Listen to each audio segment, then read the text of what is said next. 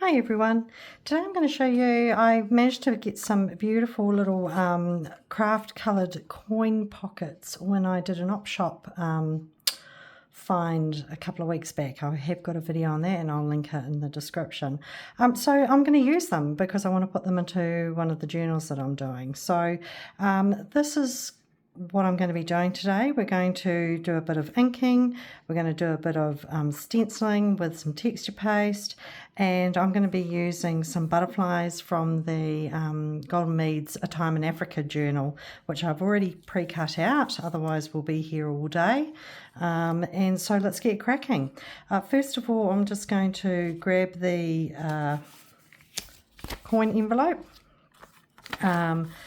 I'm also going to show you how to make a coin envelope. These were I was lucky, like I said, I managed to thrift these. So what I'm going to do is also show you how you can make your own if you weren't lucky enough to find something like that. So first of all, we're going to start off with a bit of stamping. I'm going to use a archival ink because once I put the texture paste on, I don't want it to basically bleed into any ink. So find some stamps that you like. This one I did some, they were just sort of like wildflowers in the background. It's just a background kind of a stamp.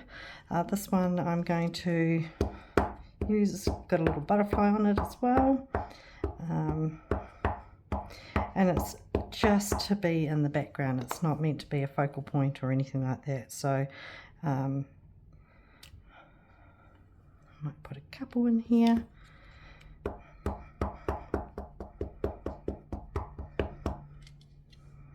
think I might need to re-ink my VersaFine actually. It's feeling a little bit. Actually, I might do a couple while I'm here. Got the stamp, got the ink out. Let's grab another one. And this one I've got is just some text. This is one of my favourite stamps. I'm not sure where I got it from. I think I actually got it in a Happy Mail from someone many years ago, and I love this. I use it all the time, and you don't have to use it on a block. Sometimes I just use it on a look at that, isn't that cool? Because it's nice and fine. I like that. Always put your lid on your ink so you don't get in trouble. I'm also going to ink later, but I will do that after I've used some texture paste. So I'm just using the Tim Holtz texture paste. You can use anything you've got. You can even make your own. Before I tried this, I actually did make my own. There's recipes. Do you use a recipe for texture paste? Don't know. But I found them on the internet, and I was using them all the time until I was brave enough to spend some money on this stuff. It does go a long way. You do have to be a little bit careful with it. You need to make sure that you wash off your stencils pretty quickly, otherwise they do tend to dry on. But if you've never used it before, I highly recommend you have a play. You can make your own stencils out of a piece of plastic and use your punches, hole punches if you've got them. If you've got die cuts, you can use the silhouette of the die cut. So that's one. So that's all we're doing, is we're just putting stencil over the inking anywhere you like. I'll use the same stencil, I think.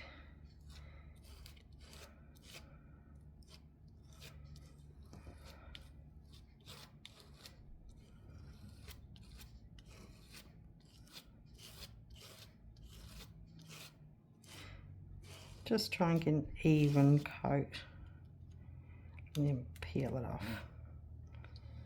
So that's what you're going to be left with. I'm just going to pop you on hold and clean up my mess before it all dries hard like a rock, and I'll see you very shortly. Don't run away.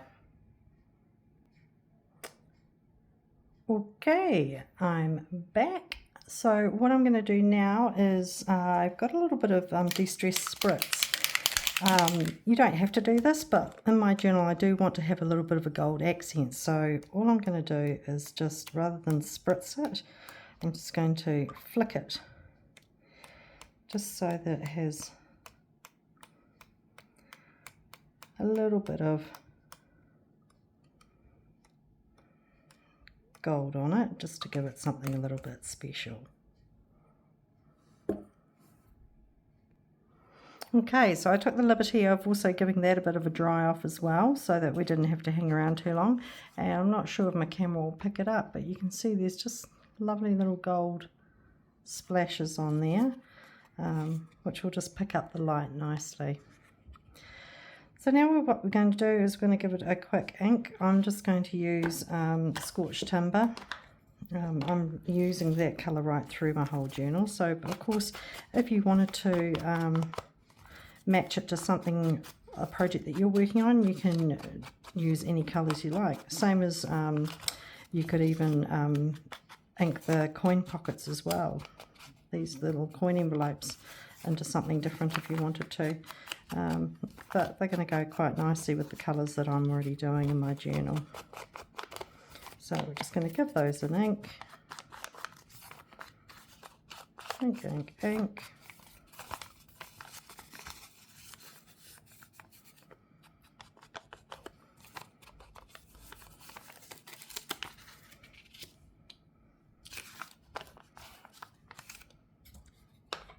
Job done. Pick out a couple of butterflies or moths. I think some of them are moths, some of them are butterflies. This one's particularly grungy. Quite like him too. But it'd be nice to have maybe a blue one. I've got teal, haven't I? Let's try. I'm sure I had. There it is. There's one with teal on it. I think that would be quite nice. I'm just going to ink these edges as well, just to get rid of the white from the fussy cutting. You can sort of see what we're going to end up with, and I might just go plain with that one. Oh, with that one. Oh, I like the bigger one. Again, just to give it a quick inking to get rid of any of those white edges.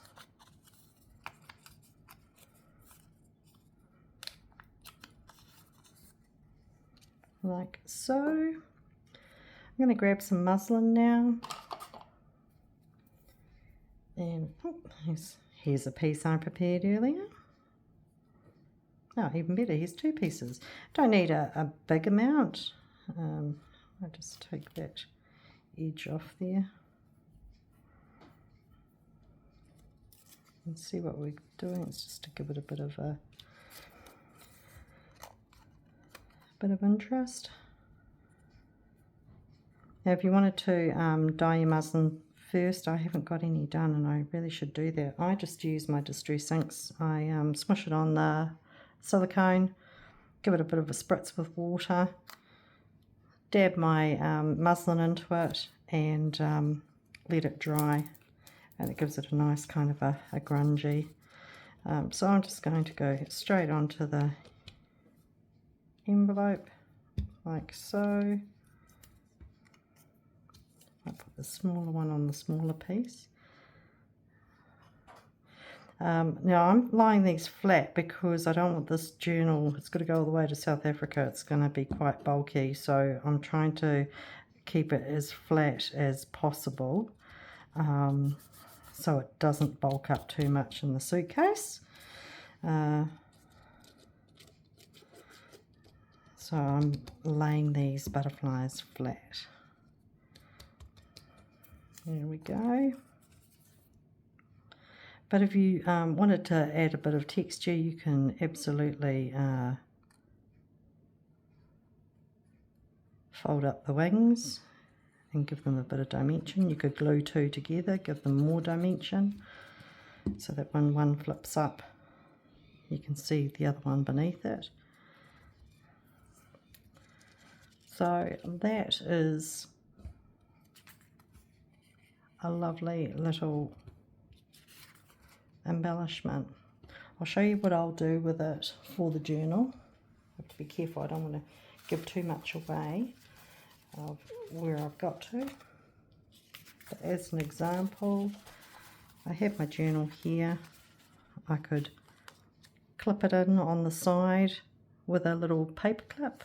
I could use some washi tape to glue it, stick it down here, open it up, put another piece of washi tape in here, and then you'd have a lovely little flip with a pocket that you can put something in. If you didn't want the writing on it, you could put a piece of tea dye paper over it, use it as a journaling spot. But actually I think that's quite cool. Croxley is the brand of this, so I'm going to leave that one as is. Right, now I did promise you that I will show you how to make your own coin pocket if you weren't fortunate enough to find any in the op shop like I was. I've got a craft piece of paper here. I think it's about 8 by, these are about 3.5 wide. So you need to double that, so you need 7, and then 1 inch for the fold over here. And these are 4 1/4 deep. So again, you know, probably 1/2 inch to 1 inch for your top and 1 on the bottom. So 4 1/4, say 5 1/4. So I'm going to score this, what did I say? It was 3.5, so I'm going to score at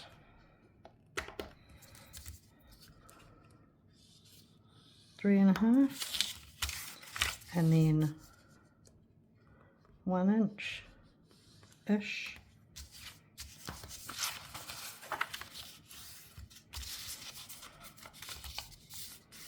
Like so. And you can make them to whatever size that you're wanting. And then we just need to, I haven't got a big enough scoreboard here, have I? Might just do it. I'm going to score this at probably 3/4 inch, I think, and another 3/4 inch, make them even. Yep, just long enough. So what I might do, just so that you can see where the folds are, I'm going to fold it up and I'm just going to ink it, just so you can see what I'm talking about.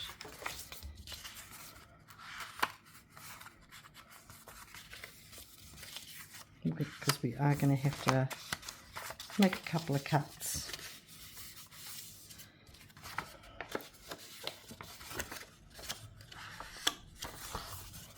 Okay, so what we're going to do is we're going to cut out these pieces here. If I can find my scissors, I've gone and put them, oh, there they go.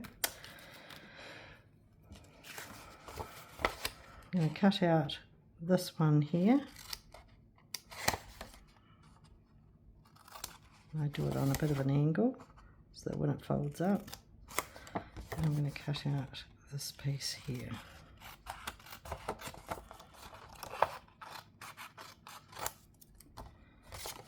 And do the same on the top as well.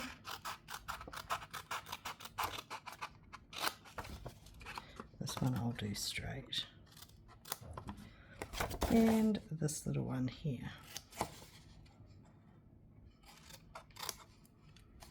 Okay, so what you're left with is something that looks like that.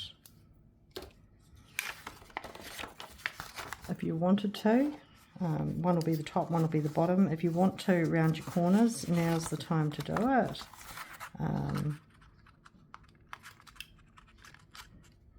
Might be getting a bit blunt there, but make sure that you don't cut it in on an angle, as you can't corner around, it won't work very well. I'll show you what I mean. These ones I cut on an angle, they don't fit straight. I can still give it a go, but it'll look a bit odd. Okay, and then we're simply going to clean up my mess with my little vacuum.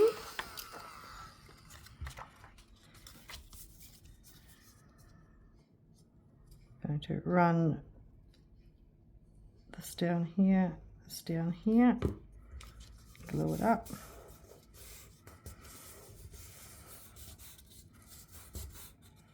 I didn't cut that very straight, did I, Helena? No, you did not.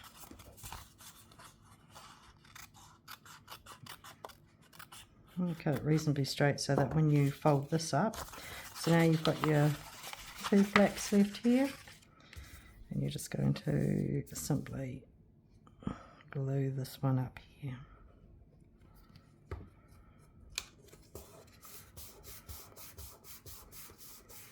There you go, and now you've got your own little coin pocket.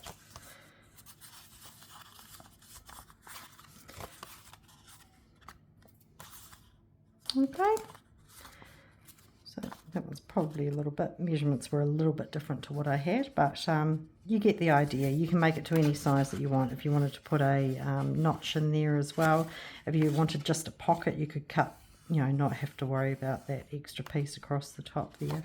Cut that off. So there is some decorated little bits of ephemera. I think they're quite cute. I haven't worked out where in the journal I'm going to be putting them. I'll link all the different bits and pieces in the description if you want to have a look for the kit, or and I'll put the measurements in for the coin pocket. Thanks for watching. Have a great day.